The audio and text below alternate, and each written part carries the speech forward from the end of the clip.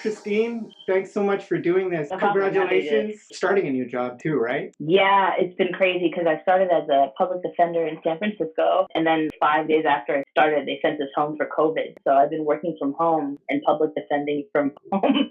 Wow. The last 60 days. Yeah, I didn't even know what actually you did. I saw on your social media posts, it said something like new orientation and it looked kind of governmental-ish. I mean, I'm trying to be efficient personally and just like it. Awesome. But your whole point to the post was something else. It was cute because you had that and then you had something. But I don't want to put you on blast as well. No, that's cool. I mean, I put myself on blast sometimes. Like one of the things that I really believe in is self-care. I think it's not an extra thing that you add into your life. I think it is your life. And the other shit is just, I feel like I exist for self-care, and the things I do for work and the things I do to earn an income and the things I do to pay my rent are things that I do. But who I am is that I take care of myself, right? The post was about, I was having like a bomb-ass breakfast. And like, it wasn't like I wasn't paying attention to the fucking Zoom call, but it was that I get to be myself because I am allowed to be myself. I always start out these podcasts, a little background about yourself, what law school you went to, and, you know, like kind of extracurricular things you were into law school wise, and then how we met each other. And we could talk about also how came up to Northern California. You know, we had dinner and it was nice. And I got to meet your husband. You got to meet my family. Yeah. Where did you go to law school? I went to Northwestern. This is officially Northwestern Pritzker School of Law in Chicago.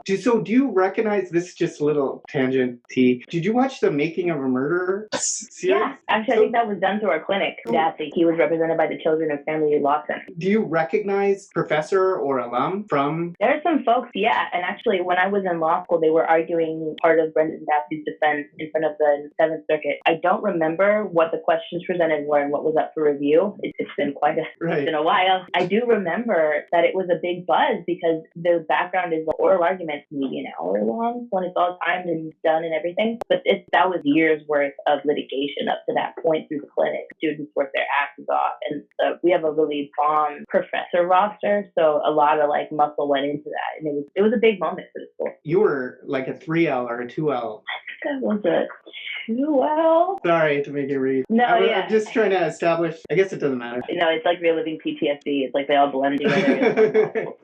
Especially now with the shelter order, you know, I don't even know what day it is and what time it is or anything because you're supposed to be home, right? Yeah, I had a colleague actually say that he stopped like thinking about what day it was, and he just focuses on yesterday, today, and tomorrow. And I kind of had to start doing that because it will drive you nuts. Was there any kind of extracurricular stuff you were into at Northwestern? Yeah, so part of my story is that, and I'm sure this is true for a lot of people, I hated law school. I really feel like academia is something that I really enjoy. And we had like a dual doctoral program, and I was really interested in it at one point, but because I really enjoy reading and slowly digesting and processing information, but law school is a professional school, so you're not really doing the deep dive stuff unless you do a journal or something like that. And even then, there's things where you're not doing a deep dive all the time. When I very quickly realized that it wasn't the type of learning environment that I would enjoy, I found work every semester. So I didn't do clinics, but I did do externships every single semester, including the summer. So in a way, I was always working while I was in school, just so that I could get out of the building. Chicago is not a place that I'm born and raised in San Francisco, but my husband is from Chicago. So when I went to law school, I had family there. I thought it was always really important that like law school is not the building that you go to school in. Law school is the city and the environment that you're in, which is why I wanted Northwestern versus like other schools that were in rural areas. Michigan, for example, was a school that I was interested in, but I didn't want to live in Ann Arbor. I wanted to live in a metropolitan city. So there were schools in DC that I was looking at, and I really put my eyes on Chicago because I wanted Chicago as a city to be my learning environment. So I worked every single semester in the city of Chicago. I've been to Chicago twice now, and it was always like it's fun. Yeah. I love SF too. So, you know, all these things. I've been to New York, but just quickly. But I'd like New York to be another trip. Then I can really, all these metropolitan area. Real, like not Southern California, you know, but like a real urban kind of area. I love that stuff. So yeah, like and it's different because I feel like LA is kind of in the same city-ish. Like it's definitely a city. I'm not gonna fight anybody on it, but it's definitely, or like SoCal in general is like a more of a bar style kind of driver's city. Like Atlanta's like that. I would like to be in a city that I don't have to drive in. totally. Public transportation person. I hate driving too. How many times did it take you to pass? 3. 3 times. So the third time you did it, let me think back to the podcast. Chor, our girl, Chor, she, that was her third time as well. Oh, and just quickly getting back to the whole law school and lifestyle and mental health kind of thing. I think it's really important, you know, that we maybe talk about it further if, you know, if it works out, and that people that are listening to this show kind of maybe want to rewind to that part, because Brandon, who I'm like really close friends with and you have met personally, he's having kind of like, I don't want to characterize it because that's his thing, but he's practicing law now, and it's tough, you know, like kind of for everyone goes through that, like what am I doing? And I think especially for the legal being an attorney, right? Because you embark on this law school, you keep on making these like investments, and then you really do it. And for I think a lot of attorneys, it's kind of like, did I kind of get myself into? Not saying that it's overwhelming, you know. Thank you. Thanks for saying it like that. I think the second question is, what was the lowest point in bar preparation? Right, and that probably is mental health. Fuck yes. I definitely have some mental health issues. They get magnified though, in law school. And I think actually part of the beauty of like why law school was so traumatic for me was because I do suffer from anxiety and some bouts of depression. And so those things are like not the sauce that you want to be bringing into law school if you don't have a way to find out how to like to manage those. So I didn't actually start therapy in my life. I mean, I maybe had seen a counselor once or two before, but I started seeing a therapist when I was in law school. My second semester, 1L, all the way through, like pretty much on a regular weekly basis, I was therapy to get through law school. But when I took the bar, because of jurisdictional issues, therapists, you can only practice in the state that you're licensed in. So when I moved from Illinois to California, I didn't have the money at the time because it was hard to move. And you know, I never did big law either, so I wasn't sitting on piles of money. I couldn't afford or get a therapist. So I did the bar without a therapist, and that was really fucking stressful. So the first time I took the bar, I used CMIS, and I was already behind because I just graduated. I had to move across country, and then starting this like CMIS program late was really difficult. So I remember, and this kind of ties back into how I met you, I was looking for like little shortcuts and things to like help supplement my bar study because CMIS was just not really compatible by following the structured plan. Right. So I remember looking and seeing your app and going, oh shit, I wonder when this... It was actually Instagram. Yeah, so I hit you up on Instagram because I saw the thing, and I was like, hey, can you give me more information about the app? Come to find out, like, I didn't really know, I didn't have any direction for the bar, and what's hard is that these programs, I'm just speaking for CMIS, but CMIS didn't really, like, there wasn't one big thing to focus on. And so when I met you, like, probably halfway through my bar study, or maybe a third of the way through, your thing was just, like, focus on the fucking MBE, and the essays will kind of follow. I did bomb both, because I failed that time, and I really didn't get a handle on the essays. And I kind of used the app a little bit, but I didn't have a goal in mind, and what I really need to do in order for me to be successful is have a focus point. And once I know what my focal point is, like, I'll put my hand in the toilet if I have to get to the focal point. But if I don't know what the focal point is, I'm not jumping into shit. That's why I think I failed, is I didn't know what to focus on. The second time it became abundantly clear that the MBEs, you need to just jam those in. At that time that you're talking about right there, I didn't have the MBE app. And I recognize this whole focal point of accomplishing a goal, because I think a lot of the stress of the bar exam is just this like 3 years of law school, right? On this exam, and it's so broad. So it's like you have no focal point of whatsoever. You learn what you learned in the last 3 years. Make sure you know it all on these 2 days of the bar exam. You know what? I realized I've probably taken a tangent and not answered your question to the point. No, it's fine. My lowest point in bar preparation was failing the second time. Because what happened, right, is that like I didn't have a focus. Second time, I like fucking went overboard and did like 4,200 MBE questions. The first time I like had barely hit like 3,200. I mean, I was like, do as many MVEs as you can get your hands on. So the first time I failed the bar, my grandma died literally the day after I failed. Right, I remember. I was already like dead inside by the time I failed the bar. And so by the time that my grandma had passed, literally, like, I remember it was like 6 p.m. on a Friday that she'd been in the hospital for a month, and obviously the bar exam was over, but I was working, and it was just and then the fires were going on, so it was just really a bad time. And like I said, I was pretty much dead on the inside. Failed the bar on Friday at 6 p.m. 6 a.m. she passes on Saturday. By the time, so I didn't really mourn the bar the first time. I was so checked out that it didn't bother me. But the second time, I put like everything I had into that fucker. Like I lived, breathed, and shat the bar. And I remember when that second time, it was only by like 5 points. It was very. Oh my fucking God! We isolated it down, and it wasn't by that much. Yes. So you were so close. That was the worst part, dude. Yeah, score, right? So what happened is they put you in an automatic review if you get within like puntitos of the fucking 40-40 team 40, right? So they put me through the first review on the essays, and that was my scores, and then a handful of scores. I think like 1 or 2 essays like went down in the second reading, and because they take the average for your third score, if they had just kept the essays at the same fucking score, the first read, I would have passed. Right.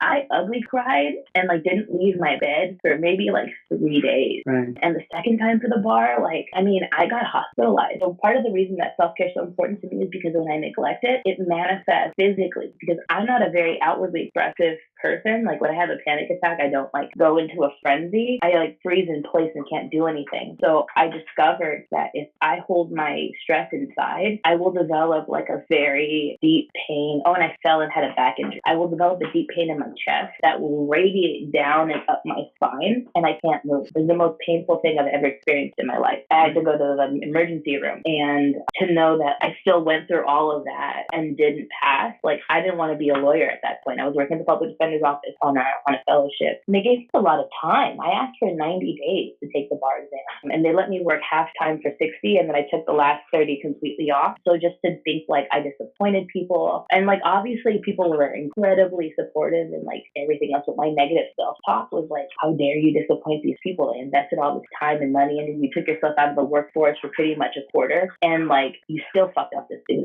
And then to know that I failed by like this much, so like I didn't want to be a lawyer. I had been a teacher before law school, and so I was like, well, I already worked for the district once, I'm already here, I'll do something else. I don't want to do this. So I was planning on just like finishing up my fellowship and college.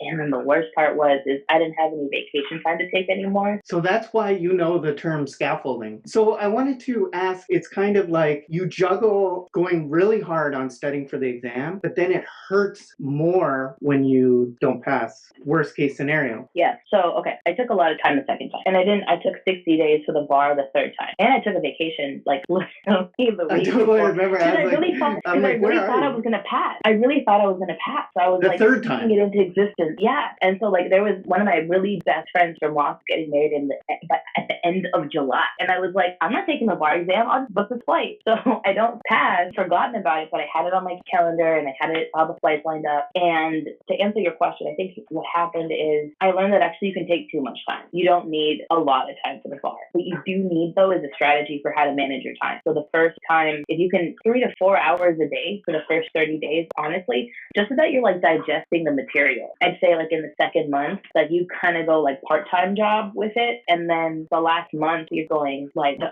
OT the last 2 weeks, and you just whatever the fuck you got to do to get it done. But for the third time management is like the biggest. If it's not together, then I'm not going to be successful. So having a sense of like what works, what doesn't work, what you need to do, what you shouldn't be indulging in, what you could really indulge in. So I set up a thing where I had a homie who worked as a professor at San Francisco State. She let me use like her TA's like office because it was the summertime, so nobody was there. So I had a place to go study, which was really important. Otherwise, I would have been in the library, which was just fine too. But I had a dedicated space that was functionally mine. And then I signed up for Bikram yoga. And I don't know if anybody does Bikram yoga. You don't have to do Bikram, but like I think that there's something to be said about doing something physically challenging, because particularly hot yoga, like the first couple times you do it, you think you're gonna. What you actually want to do in those situations when you're learning how to do hot yoga is just convince yourself that you're not gonna die, that you're not gonna faint. Nobody has ever died from yoga. stay hydrated, and just mentally like push your body through it. And so 30 days of hot yoga while I was studying for the bar, so I cut the bar off like I think like at 6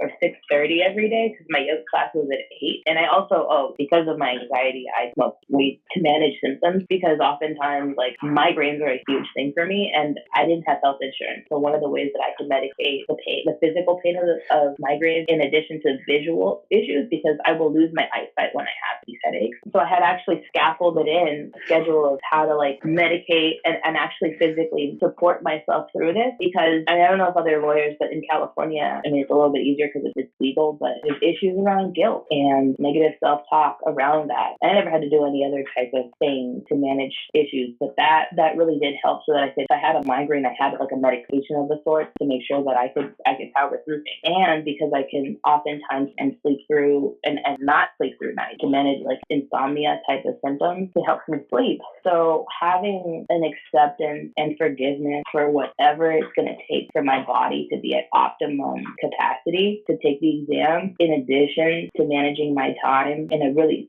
more gentle way, made it a lot easier. And had I not done those things, I know that I would not have passed. And even when I took the vacation time, I promised myself that I would not fucking study because I went to Mexico. I remember circling the wagons, and I was like, Yeah. Christine, where are you at? I haven't heard from you in a couple days. You're like, I'm in Mexico. I had layovers like in different parts of Mexico, and at first I was like, fuck, like that's not productive. I want to get in and get out. But what ended up happening is like, and then I missed a flight, a lot of bullshit. But it was free study time. So I got like 6 hours of study time in with essays, which was really important, in an airport. And then when I went to the party, I was just Christine. I wasn't Christine studying for the fucking bar. I wasn't, nothing. It was with the app, you mean, right? fun. When you said essays? Yes, the fucking app. And I had a method for how I was using the essays, because before I was like passively reading the outline and not having a structured way of digesting the information. I mean, like a really structured way to digest and reverse outline essay information. So your app was perfect, because instead of lugging around tons of fucking paper when I was traveling, I had a little like moleskin notebook that I would like keep all my outlines in. And so I was just this person like high on fucking coffee. Like I used to drink red eyes. I had a red eye every day. Red Bull or red eye? No, it was a red eye. So I would have a large coffee with 2 shots in it. So I was highly just being there like, ah! But I think that there's a conversation to be had about like, we're still people, right? And I think that the hard part about this is that you have to get over a lot of yourself when you're entering this profession. This is a fucking day job. No matter what it is that you do, I don't give a fuck if you're a judge or whatever. Like, this is a day job, and it's a way that you earn income, but you're also a whole human being. And as a part of my whole human beingness, I take care of plants, I cook, I visit with my family a lot, and when I get headaches, I smoke. So that was the lowest point in bar prep, right? And it was because, I think we can both agree that it was because you worked so hard and you really thought, because what happens is when you work hard, you're like, there's no way I'm going to fail this. Look how hard I'm working, right? Mm-hmm. And so again, I think what happens is that it makes the pain that much more difficult. Like, so in Brandon, what he did was he got this Airbnb to like separate himself during this study. We kind of ridiculous things that we want to do, because of course in theory it sounds like a great idea. Of course you want to I covered my bases. I'm entitled to pass. Right. I did everything I was supposed to. Give me my goddamn passage. Give me my bar card. I did what I was supposed to. Here's all the things I did. This justifies that I wasn't dicking around. This justifies that I'm not lazy. This justifies that I'm obviously studying. This justifies I got out of bed and forced myself to do something. I'm entitled to my bar card now. Give me my bar card. And the Cali bar is not like that. Barring disability, by the way. The bar exam is like shitty for people who have disabilities. And so that's a separate thing. Some of the things this time that helped you pass. We did a separate video. It wasn't a video, it was actually a voice phone call recording. And it helped a lot of people, by the way. The users love it. About how you did this kind of reverse, right? I'm calling it something, but you probably have your own name for it. But it was like this reverse checking for the headers in the app of the you're talking about essays. Right. Yeah. So could you elaborate or clarify or, correct me in what I just said? Your app, what it does is it goes point heading, or you see the whole prompt, and then you go paragraph by paragraph, like what's the issue, what's the rule, what's the analysis, what's the conclusion. You go IRAC for Iraq for every fucking thing. And what's great is it tracks your progress, but it also logs all of the different point headings that you're going to need. And the idea is that if you address an Iraq adequately, all of these different point headings, you are going to understand the structure of what needs to be said to pass this essay, right? Right. So what you realize quickly is that you're going to get some credit for the issue and the rule. And somebody told me this, like, just fucking do it. The issue is, the rule is here, therefore, right? It just follow the little fucking structure, because our graders like do the points in that way. So just write the goddamn issue in. But what you're going to find as far as like rule statements is like, and you'll know this just from thinking a little slowly about it and carefully about this from what you learned in law school. So like laws prohibit or allow things. That's it. They either require elements or they prohibit elements. Like the fifth, like the taking clause is going to prohibit taking property without just compensation, right? Torts are going to require, like a battery is going to require offensive, harmful conflict, harmful and offensive contact, or whatever the rules are, right? Right, touching of So another. they require things or they prohibit things. The Fourth Amendment prohibits search and seizures unless there's a warrant, right? So like there's different.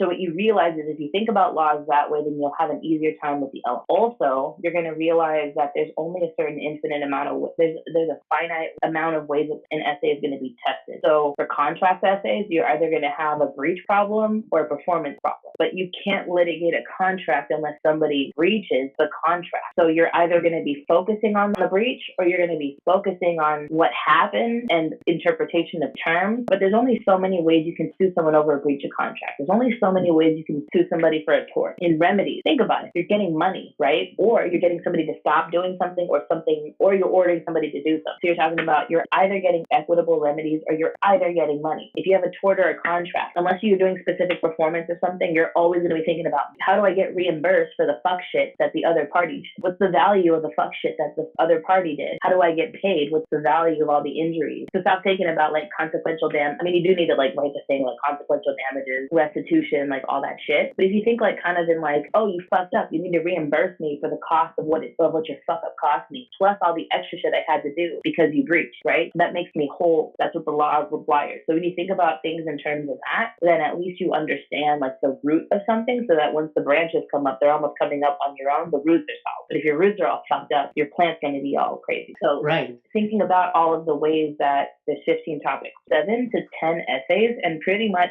7 essays will help you understand like the finite universe. If you find like 7 contract essays, 7 tort essays, and you just like do torts for a day or contracts for a day, take you anywhere from like 3 to 4 hours clear through all of them. What you're going to do with the app that you have is you're going to go through, and like we know what the rule is, because if you're going to get all the points in application, which is like where all the fat ass points are, you have to go through all the elements in order to get the points for application, right? Because the rule statement is meaningless. You're really supposed to be applying the law. So if you focus on this point heading, which is going to be in the app, right? Focus on the point heading and then see how the analysis interacts with the elements of the rule. There's only going to be so many ways that happen. So instead of memorizing rule statements, if you just memorize the structure of what gets discussed in each subheading, right, then you kill 2 birds with 1 stone. You're internalizing the rule so that you almost just like fart it out when you're on the exam. right. But then you really know what needs to specifically be addressed to get the credit for the rule that you've memorized or the rule that you're citing to. And so to kind of come in for the assist at the point about being finite, right? And then also the limited ways, which we've discussed a lot in this podcast, the finite ways that they can test something. Now, the essay becomes a lot more objective. I think this is why I passed. So I had a little bit of a funky situation with mine because that was the year that people leaked the like essay topics. So I sort of didn't know what was going to be on this thing. Right. But there was a hybrid question of con law and remedy, and people were like, "Oh my fucking god, what does that mean?" And it's like, think about it. So okay, in the one universe of things, let's think about the remedies for a second. For remedies, you're either going to get money or you're going to have somebody do or not do something. That's it. Right. That's your universe of remedy. Put that back into con law. Well, you can't sue the government. You can only sue the government under super limited circumstances. And if you know it's going to be remedies, then either let's think about it. If it's like a civil rights or something sexy like that, it's going to be equitable remedies. You're probably going to think about an injunction. Right. But if it's going to be a money thing, the only time you're ever going to get money from the government is like some eminent domain or some like takings clause. So if it's a cross hybrid, they're either going to fuck you and it's going to be a hybrid of property because you need to have the takings issue through the property, right? Right. So it's going to be a property con law remedy hybrid, which is really fucked up. And if it was such an entrenched property issue, then it's probably a property remedies crossover. And at that point, then you're either talking about takings of like a sauce on top of the property cake or on top of the property thing, or an injunction for like specific performance or whatever. And property is so goddamn complicated, probably not going to be the hybrid part. So I thought, okay, then it's going to be a remedies injunction question. And so just knowing those things, by the time you get into the exam, you know what you need to be looking for because you've limited the universe. So in a world in which you're not going to know the topics because it's probably never going to happen again, right. At least you'll know property law can only be tested in a certain number of ways. And if it's going to talk about like somebody dies, then you have a wills and trust type of an issue. So it's not really a property question at that point. It's a wills and trust. So if you eliminate that, then all you have for property is mortgages or intestacy or like splitting the fucking joint tenancy or whatever, or landlord tenant stuff. But if you go through like 7 essays, like I don't even know that I've ever reviewed a mortgage problem. That's like an MBE thing. So you already know that's like a universe of not things that are going to be asked about because they've never fucking asked. So it's probably landlord tenant or some type of joint tenancy thing. And that's probably it. Or somebody's buying something. And then if somebody's buying something, you're either getting specific performance, which is a remedy crossover, or it'll be a contract crossover where you're going to get money damages because somebody doesn't want to hop up the property. So like even then, just like knowing the flavors of how these exams are tested. And like I haven't visited the fucking bar exam since I took it because why would you ever do that? That's like, right. That's masochistic. Yeah, totally. Why would you do that? But even still, like the structure is sick. What's another one that they test that people freak out about? I hate business associations, but because I hated securities when I took BA in law school because I just didn't fucking get it. But they haven't tested securities in hella long. So if you go and look at your little universe of what BA is, it's usually like some type of partnership or like corporate thing, and its corporate formation is like kind of complicated. Or right. Somebody does some fuck shit, and the only way you can sue corporate law stuff is if a fiduciary breaks their duty of care and the other like duties. So you have like, again, limited universe. There's going to be breach of fiduciary duties, whatever the fuck they are.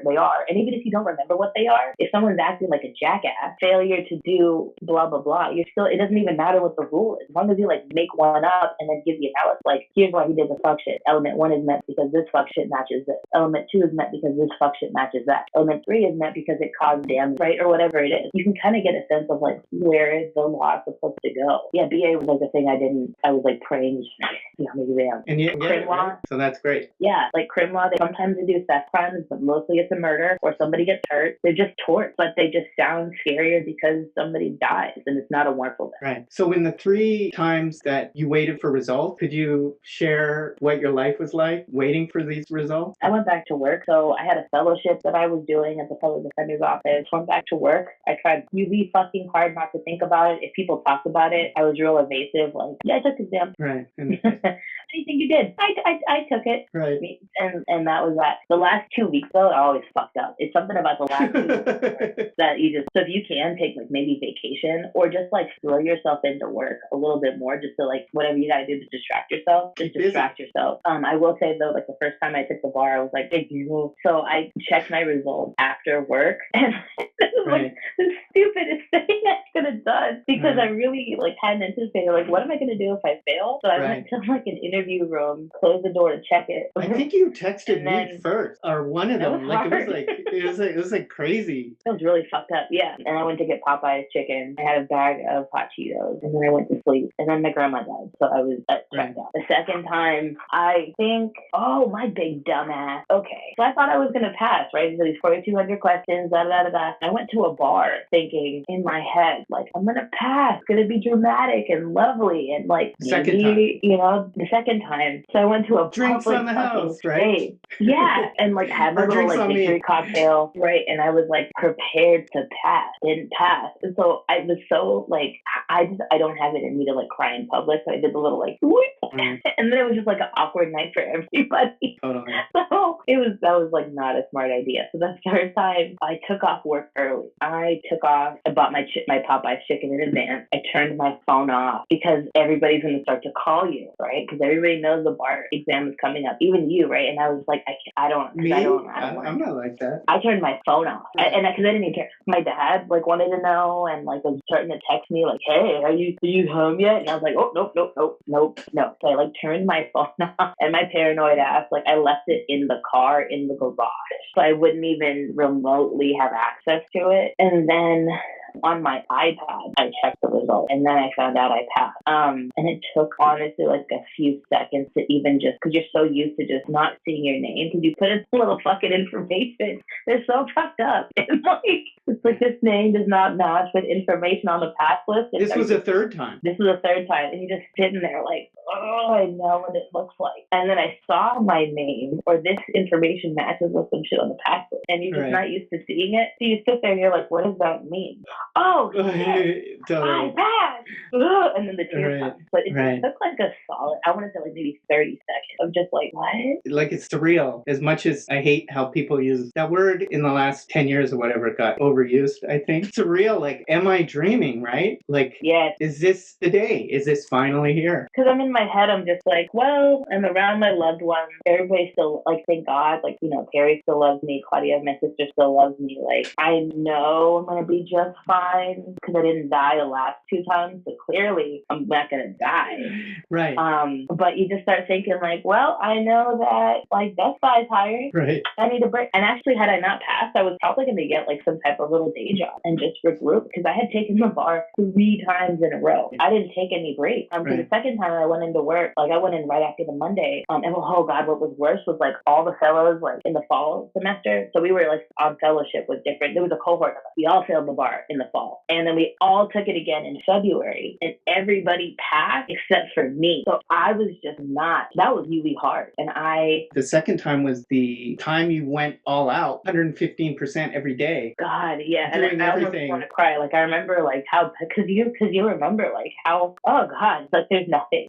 There's nothing more invalidating because you work hard. You graduated from law school. You did everything you were supposed to do. Nobody's catting off to the bars. And, like, if they are, like, you've already made your peace with it. But, like, if you really want it, you know you're not, like, you know you're going to fight tooth and nail for this. So I remember, like, going into work, like, how am I going to even function today? But I have to just go. I can't take any more time off. Like, I'm so ashamed. But it was interesting. I think, like, once you kind of have, like, a collective trauma of not passing, like, you are not going to understand what it's like if you have not failed the bar before. But my colleagues, like, they kind of all showed up at my cubicle and they were like, you are taking this exam again. We want to see you pass. You are going to fucking register by the end of this week. I don't even want to hear it. I don't want to hear it. If you can't afford it, we will put money together and pay for whatever program you need. If you need books, we have you. If you need a database, we'll give you the login information for all the essays you can get your fucking hands on. You are not walking away from this exam. You need to be a lawyer. You are going to fucking register by the end of this. Because it was just, oh God, I'm devastated. That's true friendship and family, right? Oh my God. Well, you know, I had a friend say, do you know what you're going to do if you don't pass? Right. And I know she didn't mean any harm, but your mind will go there. And it's like, it's hard because when your own is telling you that, you're like, I don't know what I'm going to do. I just have to pass. Right. So when you don't, it sort of validates that negative talk. So that's also why, like, you have to know who your squad is going to be, like, immediately. And you don't talk to anybody else. If anybody says anything negative, you block and delete. And you will figure it out after the exam is over. But, like, you already are going to beat yourself up more than anybody else is ever going to. And so if anybody even just, like, hints at that, like, you cannot. You got to block and delete. You will figure it out after the exam is over. Maybe y'all will reconcile, whatever. But, like, the moment that anybody says some shit, block and delete, don't do it. Right? I love watching the news. It's how I stay grounded. I had to stop watching the news because the news was, like, negative. I couldn't do it. I want to shout out Brianna Sicaro. She showed me this website. It's called Tanks. Like, it's almost like the plural of tank. It's called Tanks Good News. And it's a website of all just good news. Like, recent news, but all good things. Just, you know, shout out Brianna and shout out anybody who wants to switch to that website for the news source. And yeah, I get it. Part of negativity is also people trying to be helpful. And just like, you don't want to fault people, but some people just, like, don't know how to be mindful when people are people just don't know how to sometimes hold space properly. And the thing that used to make me angry was when people would say that, like, Hillary Clinton and Michelle Obama, like, didn't pass the bar the first time. Right. That's the type of shit where I, like, want to take my shoe and just be like, shut the fuck up. Like, I don't want to hear about goddamn Michelle Obama. I don't give a fuck. Like, nobody knows this pain but me. I don't want to fucking hear it. But yeah, it's like all just, like, positivity. Get the fuck off of social media, because I think it can make you feel like you're comparing yourself to other people. And even though it might be a way of socializing while you're so fucking isolated, it can create, like, a vortex on the way down, and you just don't want to even, like,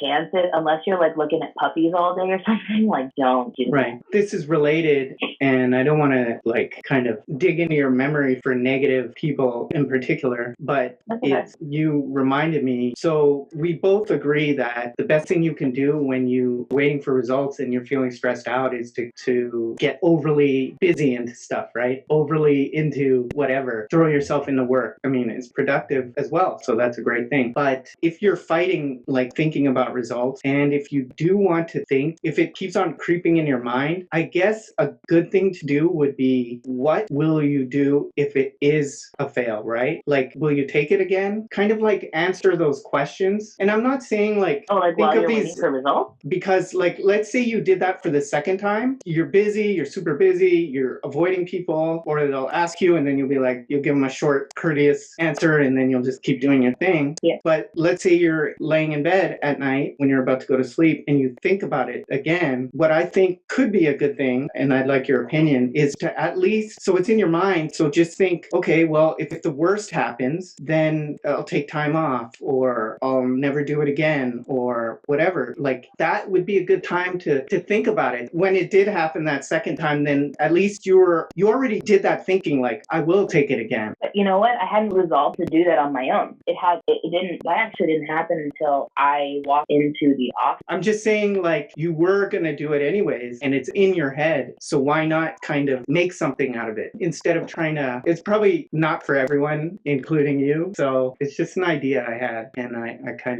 personally thought I liked it. That's like a responsible thing to do. Right. Because like, you know, if you don't have income, like you got to start thinking about like, what the fuck am I going to do? Right. Which is a responsible thing to do. But I personally don't benefit a lot from that because it's like job hunting a little bit. Like everybody in law school, especially because I didn't have a law background before I went to law school, they were like, you need to be talking out like 100 applications a fucking day. Cast the widest fucking net. And it's kind of a weird metaphor for dating too. And I don't really do that. Like when I have my heart set on something or a person or a job, I want total focus. So I have been pretty appreciative, also very fortunate that if there's a job that I like, I want that job. That's my job. I want that job. That's mine. I do put all my eggs in a basket because I think also like the bar teaches you, especially if you fail multiple times, like it teaches you that you don't die after failing. You will always figure it out. If you graduated law school, that is a test of resilience. Just that. So if you're already kind of accepting of the fact that like if I fall on my ass, I know how to get up. So like putting your eggs in one basket is like a fear of failing to a certain extent. And there's obviously different situations and circumstances for that. But like if you know that you can pick yourself up and you've proven to yourself that you can do that, then your fear of failure doesn't become a salient. So I didn't worry about that because I knew I wanted to be a public defender. I knew I wanted this job in San Francisco. I knew how important that was to me. Right. I transferred a fellowship over from Riverside to San Francisco because at a certain point I was prepared to move to Riverside to go be a public defender there for a little bit. And a position, like there was like an opportunity that was sort of I saw like a little window of opportunity and I just went for it. Because I already had like a place to land anyway. So it was like kind of no harm to me. But even then, like sometimes you just do shit. I was unemployed. I actually ran out of money and I was tired. And so I was collecting unemployment for 6 full months and I applied 2 jobs. One of them I had to apply to jobs kind of as a cursory, like as a part of the unemployment process, you are obligated to apply to jobs. But I didn't put a lot of muscle into the process. I was doing it just see if I could whatever I could get. But I put a lot of thought and preparation, networking into the job that I have now because I always wanted this job. I moved back to California and left like a job offer that I had even from my 1L year to come back to California. And I switched careers. I was in labor law and wanted to be a labor union side attorney for a long time and left that career and that resume behind to go be a criminal defense attorney. So I think for some people, one of my very close friends from law school is of the type of school of thought of like apply to 100 different places. But that's just not who I am. I don't apply to 100 different places. I don't do a bunch of things. I do sample. And once I figure out what I want, I don't need to sample other shit. That may work for different people. It just depends on like what works better for you. And I knew what worked better for me. Maybe the answer isn't like what to do. It is like to really sit sit with who you are and get comfortable with what your specific needs are. Is there anything that you want to say to somebody sitting for this weird, kind of strange July, September exam? One of the first thoughts that crossed my mind was the raw, you know, you just have like raw thoughts that pop into your head, and a raw, sporadic thought that passed into my head when I really like said to myself, like I passed the bar, is that I would have taken it 2 more times before I would have given up. Okay. This passage was worth 2 more fails, because the feeling of passing is so sublime that I would have put myself through 2 more fails to pass. Right. Okay. I like that. The feeling of passing is so wonderful. It makes it that much more juicy, right? Don't give up. The feeling of passing is worth it. It would have been worth at least 5 to 6 times taking the bar exam if I had to. If I had to fail it 5 times to win on the 6th. And I think after that, like I might think about it, because like it's very cost prohibitive for me. I went into so much fucking debt taking the goddamn bar exam. Right. So it wouldn't have been a matter of, and then I feel like I would have lost momentum. So like I financially harmed the living shit out of myself. I tanked my credit. I took out tons of, I didn't have any money for this shit, but I didn't want to lose momentum. But even then, the feeling of passing on the 3rd time, for me personally, was worth failing 2 more times. I love that. I've never heard that before, but I really do love it. Thank you. I'm going to put your email. Is that okay with you? Yeah, that's fine. I might not respond right away. If you bump Sandy to bump me, I'll get back. I also take a lot of time off. I even tell my clients this now, is that like, unless you are in custody, I'm not picking up your fucking phone calls ever again. I get it. And thank you for always being responsive to me, though. I really appreciate that. It means a lot to me, because I know so many people are so busy, and this is kind of crazy. And also, like, when you finally do pass the bar, like, you never want to talk about that shit again. It's not funny. Yes. So the fact that you and Brandon and Brianna, I really appreciate it. And Shore and Noelia and Olivia, you all come back and you do this thing for others, and it's so nice. Yeah. So thank you. Oh, of course.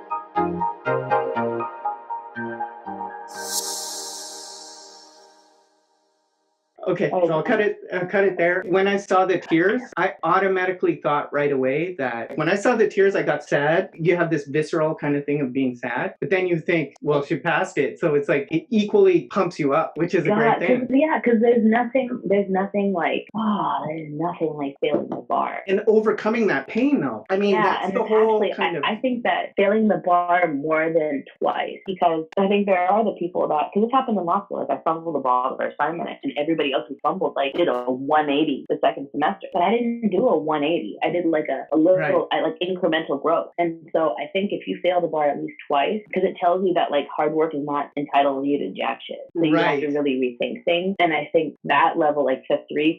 So I'll cut this back in, because it's kind of good. It's really a nugget. Yeah, like the 3+ is what does it, because everybody would tell you I failed the bar once and then I got my shit together and I passed, right? But you can still absolutely get your shit together, and that doesn't entitle you to a passage. And so when you fail the second time, I think it hits a lot harder, because you say to yourself, I did what the fuck I was supposed to. How did I fix? What more do you want from me? I gave you everything. I don't have anything. And that was the thing that was really like, I didn't have anything left to give. I felt like the giving tree, like the Shel Silverstein book. Like I felt like a stump. Like what the fuck else do you? I gave everything into that. Like I showed the ugliest parts of myself to myself. I don't. What else do you want? I think the bar needs to be foundationally revisited. I'm going to people with disabilities. I'm gonna tank the whole thing. You know that, right? That's my goal. It's not. It's not Yeah, this you talked thing. about that. It's not this thing where I want to make this thing, and like you can pass the bar, you can pass the bar, you do what I say, and then some people pass, some people fail. You know what I mean? Yeah. I want to directly attack the problem. Like I'm really, and I know it sounds crazy, right? But if I pull this off, there's going to be no point to give any standardized test again, including the bar exam.